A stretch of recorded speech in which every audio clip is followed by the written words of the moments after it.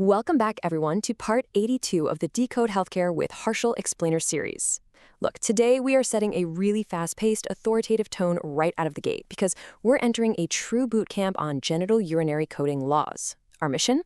Absolutely mastering the official CMS guidelines for Chapter 14.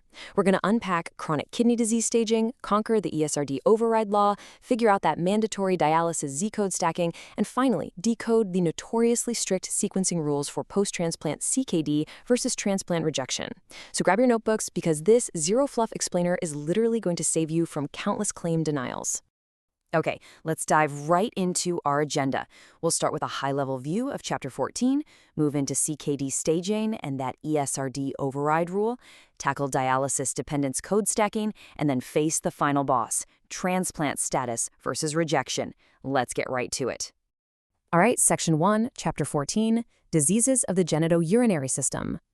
Now, Chapter 14 is honestly notorious in the medical coding world for having these complex rules and hidden traps that just trigger claim denials left and right.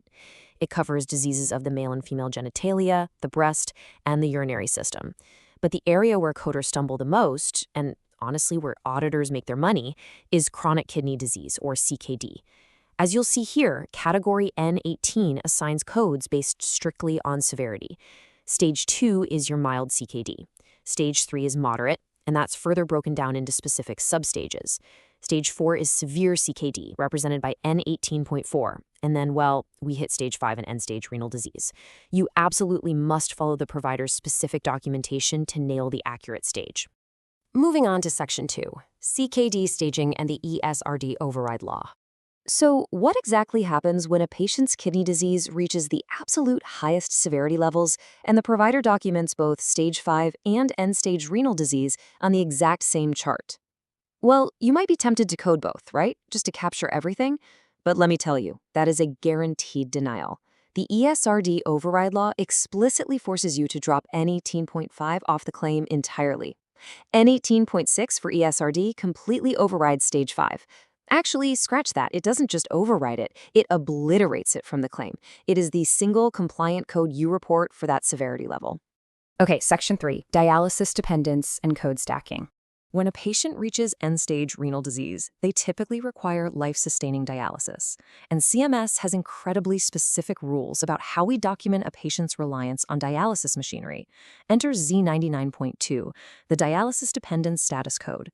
Now, we really need to clarify the strict difference between acute kidney failure requiring temporary dialysis versus chronic ESRD requiring long-term maintenance. If a patient comes in with an acute kidney injury and needs temporary dialysis for just a few days to recover, you do not use Z99.2. But for an ESRD patient who relies on continuous, long-term maintenance dialysis just to survive, Z99.2 is a mandatory status code that absolutely must be added to the claim. And the guidelines dictate we assume a cause and effect relationship for conditions like diabetes and CKD. To assemble this claim stack perfectly, slot 1 holds the underlying cause. Let's say E1122 for type 2 diabetes with diabetic chronic kidney disease. Then in slot 2, you specify the stage, which is N18.6 for ESRD. And finally, in slot 3, you append that mandatory Z99.2 to show complete dependence on long-term dialysis. Boom, that right there is a perfectly compliant multi-code stack. All right, Section 4. Transplant status versus rejection. This is the final boss of Chapter 14. This is an area where even veteran coders trip up, navigating the notoriously tricky coding rules for a patient who has received a kidney transplant. I want to ask you this directly. Does a kidney transplant automatically cure chronic kidney disease? It's a massive industry misconception that once the organ is replaced, the disease is just entirely gone and the patient is essentially cured. But what does the official CMS guideline actually say? The answer is an emphatic no. The guidelines state that a transplant rarely fully restores absolute kidney function. Therefore, a post-transplant patient may actually still have a form of chronic kidney disease. And here's the real kicker. The presence of residual CKD alone does not constitute a failed transplant or transplant complication. No way. So how exactly do we code a stable post-transplant patient? The CMS rules outline it perfectly. First, you must code the kidney transplant status, which is Z94.0. Then you code the current stage of their residual CKD. So if they are functioning at a stage 3 post-transplant, you report N18.3. You sequence the CKD stage right alongside the Z94.0 status.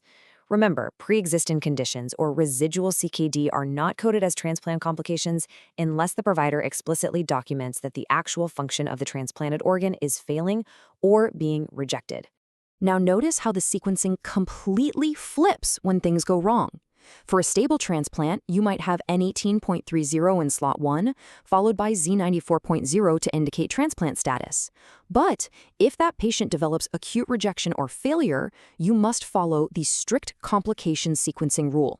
The complication code from category T86, like T86.11 for kidney rejection, is forced into the absolute first slot as your principal diagnosis. Only then do you follow it with a specific kidney stage, like N18.6 for ESRD. Complication always comes first. And finally, Section 5, Wrap Up and a Rapid Fire Review. We've covered a tremendous amount of highly technical, high-stakes coding logic today. Here are your 4 critical genitourinary coding laws to take back to your desk.